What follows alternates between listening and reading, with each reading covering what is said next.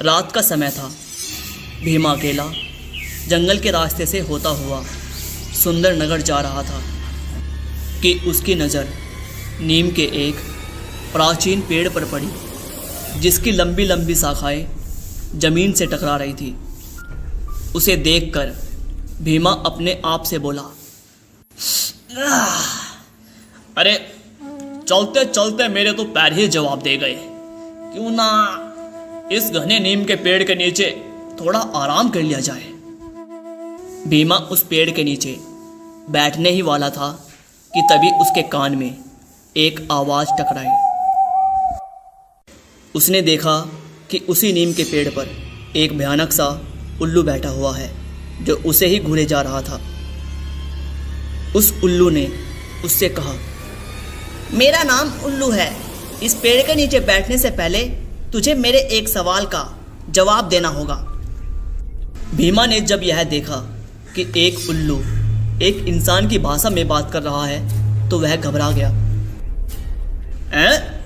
अरे ये क्या देख रहा हूं मैं? अरे भाई, तुम तो एक उल्लू हो, तुम इंसानी भाषा में बात कैसे कर रहे हो? इस बात से तुझे क्या लेना दड़ियल? मेरा एक सवाल है, अगर तुम इसका जवाब दे देते हो तो उसके बदले मैं तुझे सोने चांदी के खजाने का पता बता दूंगा, और अगर तुम मेरे सवाल का जवाब नहीं दे पाए तो मैं तुम्हें यहीं पर पत्थर की मूर्त बना दूंगा। भीमा उस उल्लू की बात सुनकर डर गया। उसने वहां से भागने की कोशिश की, लेकिन वो खुद को वहां से हिला भी नहीं पा रहा था। अरे ओ दड़ियल इंसान, अब तुम यहां से तभी जा पाओगे जब तुम मेरे सवाल का सही सही जवाब दे पाओगे। भीमा अपने डर को काबू करते हुए बोला, ठीक है भाई, पूछो। तो फिर सुनो, सवाल ये है, एक तरफ तुम्हें एक हीरे से भरा हुआ जंगल दिया जाए और वहीं दूसरी तरफ तुम्हें एक दूसरा जंगल दिया जाए जो अंधेरे से भरा है, तो तुम बताओ, इन दोनों जंगलों में से तुम कौन सा जंगल लेना पसंद करोगे? अरे भाई, मैं तो तुम्हें बहुत होशियार उल्लू समझ रहा था। ये सोच रहा था कि पता नहीं तुम कितना कठिन सवाल पूछोगे, पर तुम तो लुल्लू हो, इतना आसान सा सवाल पूछा। अरे जाहिर सी बात है, मैं हीरो से भरा हुआ जंगल लेना पसंद करूंगा। और क्या, अपनी तरह लुल्लू समझा है क्या? भीमा की बातें सुनकर उल्लू की आंखों से अचानक लाल रंग की लेजर निकली और भीमा वहीं खड़ा खड़ा पत्थर का बन गया। अगले दिन सुंदर नगर का राजा विक्रम सिंह अपने महल में बेचैनी से टहल रहा था।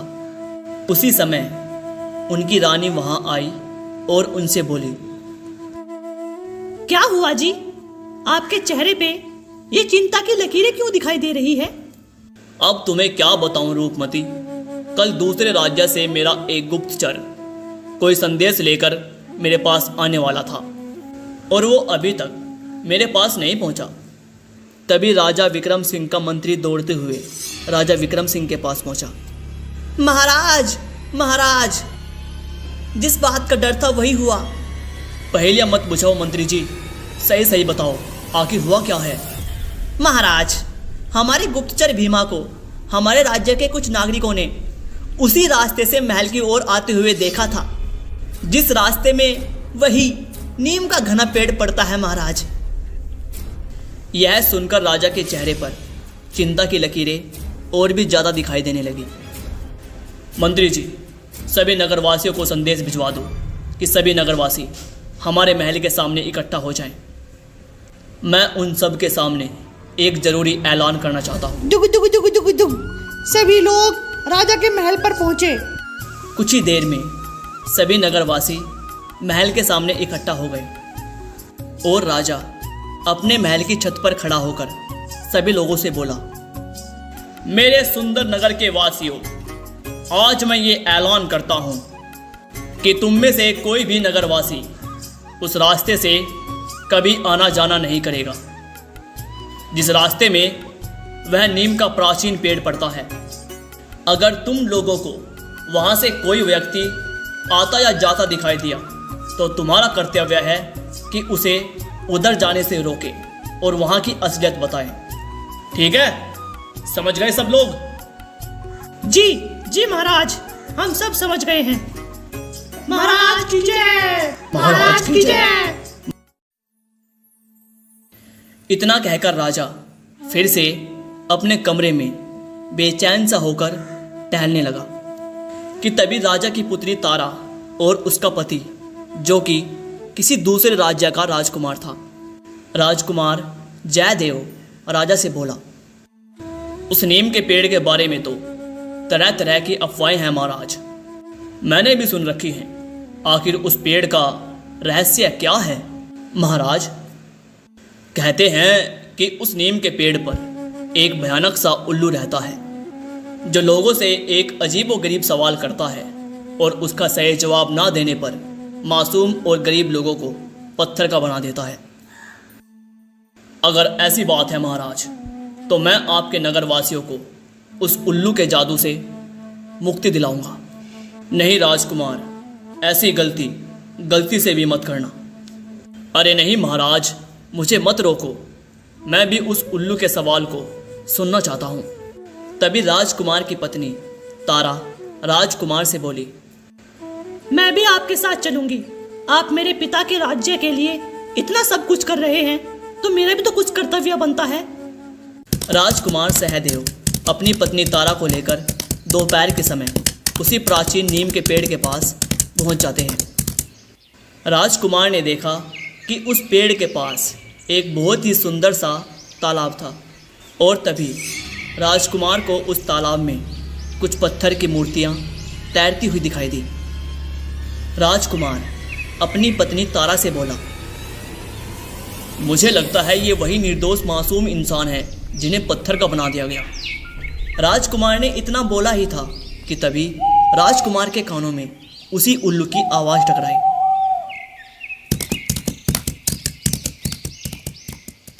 क्या बात है, अब तक तो विक्रम सिंह की प्रजा और कुछ मूर्ख लोग ही यहाँ आते थे, लेकिन आज तो महाराज के दामाद और उनकी पुत्री साक्षात यहाँ पधारे हैं। क्या बात है, क्या बात है।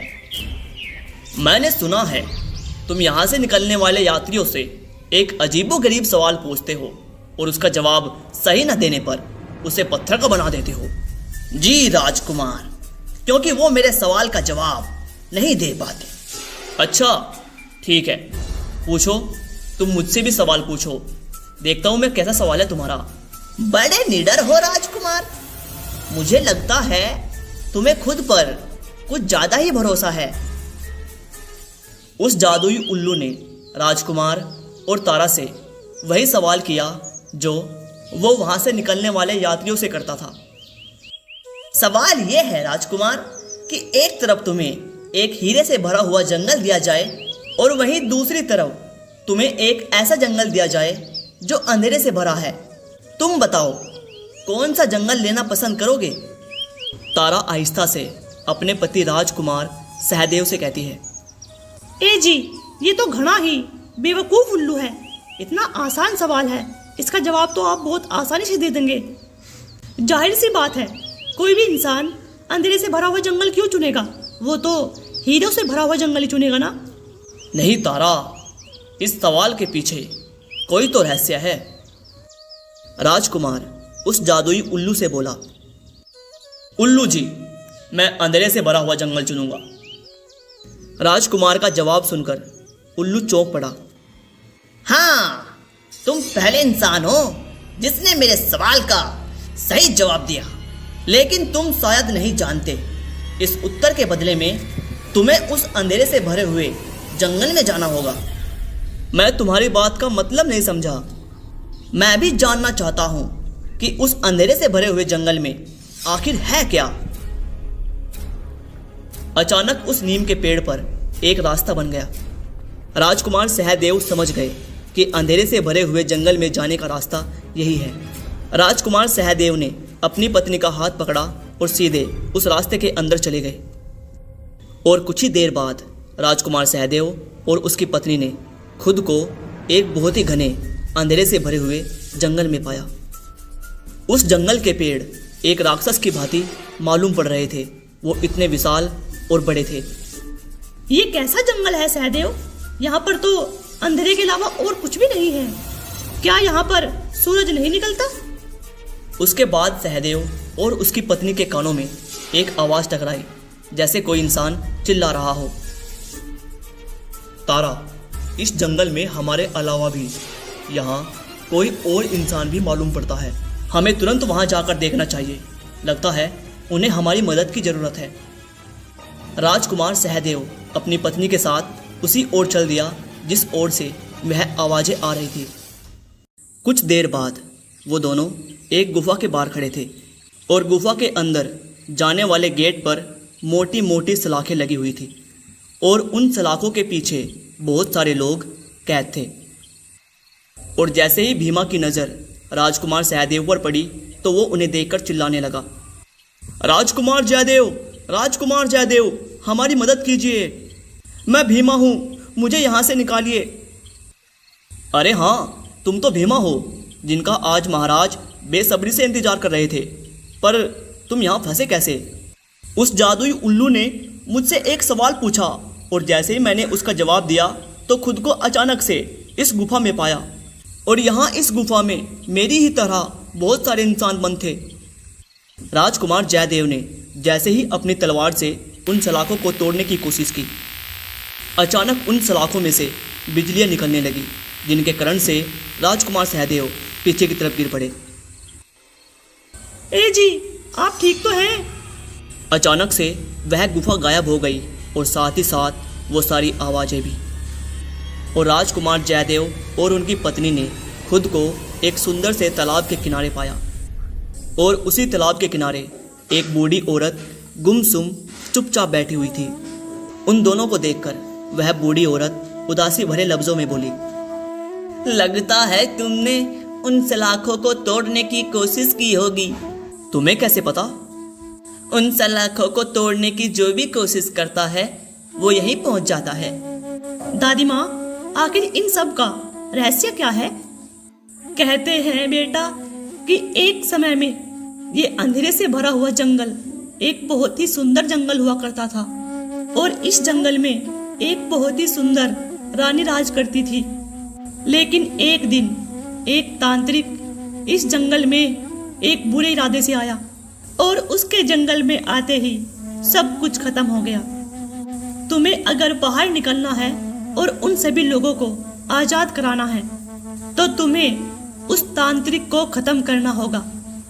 तो मुझे बताओ दादी माँ, वो तांत्रिक कहाँ मिलेगा? यहाँ से कुछ ही दूर एक बहुत पुराना खंडर है। कहते हैं उसने अपनी पाप से भरी हुई दुनिया वहीं बसा रखी है। दादी माँ, आप चिंता मत करिए, मैं उसे खत्म कर दूंगा। बेटा ध्यान रखना, वो तुमसे एक सवाल करेगा पर तुम उसका जवाब मत देना, लेकिन तुम उससे एक ऐसा सवाल करना जिससे वो उस सवाल को हल करने में कुछ देर के लिए उलझ जाए और तुम्हें उसी मौके का फायदा उठाकर उस पर वार करना है। राजकुमार बिना देरी किए अपनी पत्नी के साथ उसी खंडर की ओर चल दिया। उन्हें एक पहाड़ी पर एक सुनसान और टूटा हुआ खंडर दिखाई दिया। क्या हमें उस पहाड़ पे चढ़कर उस खंडर में जाना चाहिए? अगर हमें रहस्यों के परतों की गहराई में उतरना है और उन्हें सुलझाना है तो हमें उस खंडर के अंदर जाना ही होगा। क्या उस बूढ़ी औरत की बात पर भरोसा किया जा सकता है? तारा, हमारे पास और कोई रास्ता नहीं है।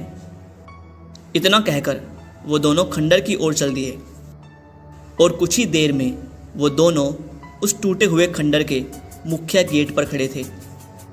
राजकुमार जयदेव और उसकी पत्नी तारा ने जैसे ही दरवाजे के अंदर प्रवेश किया, अचानक दोनों ने अपने आप को एक काल कोठरी के अंदर खड़ा हुआ पाया। उस गुफा के अंदर एक बाबा काले कपड़े पहने हुए बैठा हुआ था। लगता है तुम वही तांत्रिक हो, वह तांत्रिक हंसता हुआ बोला। काफी समझदार हो राजकुमार। क्या तुम मुझे जानते हो? मेरे बेटे, तांत्रिक सब जानता है। मैं तुम्हें इसी समय युद्ध के लिए ललकारता हूं। ठीक है राजकुमार, ठीक है, लेकिन पहले तुम मेरे एक सवाल का जवाब तो दो। अगर तुमने मेरे सवाल का सही जवाब दे दिया तो मैं गुफा में बंद सभी लोगों को छोड़ दूंगा और इस अंधेरे जंगल में सूरज भी निकल आएगा। ठीक है, पूछो अपना सवाल। तो फिर बताओ, इस आकाश में कितने तारे हैं? तांत्रिक का सवाल सुन राजकुमार जयदेव पूरी तरह से चौंक गया और तांत्रिक की ओर बहुत गौर से देखने लगा। और अचानक तांत्रिक बहुत जोर से हंसता हुआ खड़ा हो गया और इसी के साथ राजकुमार की पत्नी वहां से गायब हो गई। मेरी पत्नी कहाँ है? मेरी पत्नी कहाँ चली गई? वहीं उसी गुफा में जहां बाकी के लोग कैद हैं, तुम्हारी पत्नी भी उसी गुफा में कैद हो गई। राजकुमार जयदेव, ये तुम्हारा राज्य नहीं है, ये मेरा राज्य है और यहाँ पर सिर्फ मेरा आदेश चलता है। अगर अपनी पत्नी को बचाना चाहते हो तो मेरे सवाल का सही जवाब दे दो। तांत्रिक ने इतना कहा ही था कि राजकुमार जयदेव ने खुद को खंडर के ऊपर खड़ा हुआ पाया, जहां पर वह तांत्रिक उसे मुस्कुराता हुआ देख रहा था। तुम्हें क्या लगता है कि तांत्रिक को हराना इतना आसान होगा? क्या तुमने देखा नहीं, तुम्हारी पत्नी को मैंने बैठे बैठे गायब कर दिया और तुम्हारी पलक झपकने से पहले ही मैं तुम्हें इस खंडर के ऊपर ले आया। पता है मैं तुम्हें यहाँ क्यों लाया हूँ? ताकि मैं तुम्हें यहाँ से धक्का देकर तुम्हारी जान ले सकूं। तभी राजकुमार जयदेव हंसता हुआ उस तांत्रिक से बोला, तुम दूसरों से बहुत सवाल करते हो, तो क्या तुम मेरे एक सवाल का जवाब दे सकते हो? बोलो बोलो ना, चुप क्यों हो गए? राजकुमार जयदेव की बात सुनकर वह तांत्रिक बुरी तरह चौंक पड़ा। मेरे बस इतना सा कहने पर ही तुम चौंक पड़े? तुम तो एक बहुत बड़े तांत्रिक हो, तो बताओ ना, क्या तुम मेरे एक प्रश्न का उत्तर दे सकते हो? अगर नहीं दे सकते तो इस जंगल को हमेशा के लिए छोड़कर चले क्यों नहीं जाते? बोलो, कुछ तो बोलो। अच्छा, तो ये बात है, तांत्रिक सब जानता है। पूछो, क्या पूछना चाहते हो? तुमने कुछ ही देर पहले गुफा के अंदर मुझसे एक सवाल पूछा था कि आसमान में कितने तारे हैं, और अब मेरा सवाल सुनो। बताओ, मेरे सर पर कितने बाल हैं? तांत्रिक जयदेव के बालों को बहुत गौर से देखने लगा। उसके देखने के ढंग से ऐसा लग रहा था कि जैसे वह जयदेव के बालों को गिनने का प्रयास कर रहा हो और बहुत ही जल्द बालों की गिनती करने में सफल भी होने वाला हो। और अचानक राजकुमार जयदेव ने अपनी तलवार निकालकर उस तांत्रिक पर वार कर दिया। वार करते ही उस तांत्रिक के शरीर ने एक काली चील का रूप ले लिया और वह काली चील मर्द होकर वहीं गिर पड़ी। तभी राजकुमार जयदेव ने देखा कि उस खंडर के ऊपर सूरज निकल आया है और उस अंधेरे से भरे हुए जंगल ने भी एक बहुत सुंदर जंगल का रूप ले लिया।